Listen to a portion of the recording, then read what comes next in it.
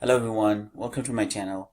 In this tutorial, I'm going to demonstrate how to convert or how to record your dichotomous variable into a dummy coded variable or dummy variable with the values of 0 and 1.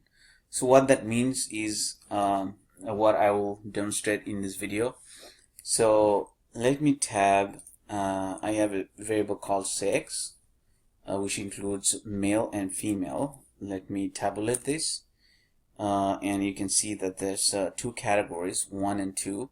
However, this from here it's not clear which number refers to which gender or sex category, right? So we're going to go back to the code book where there's a description about it. So as you can see, what is your sex? The respondent were asked this question. So 1 is coded as female and 2 is coded as male.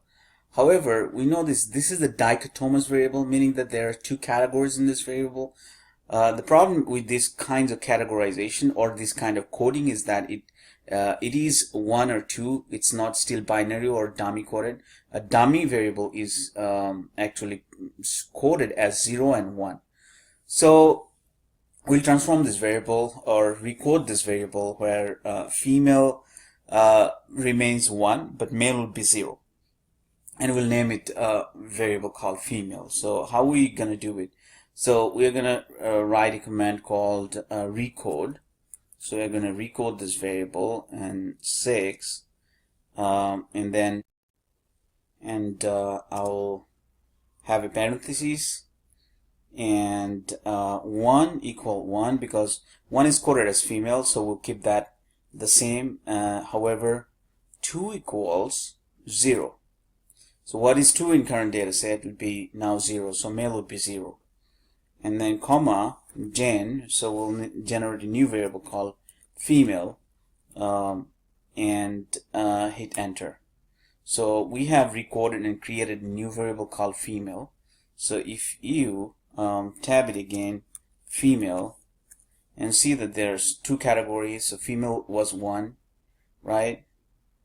So that was frequency was 575, and we kept that same code for the female, and that the frequency is 575, which is fine. And for the male it was 533, but now male is now coded as 0. So we have a variable female which is coded as 0 and 1. Therefore, it is now a dummy coded variable instead of the dichotomous variable. And you will need this for a kind of analysis in Stata or statistical analysis. So thanks for watching. If you find this helpful, please subscribe to my channel.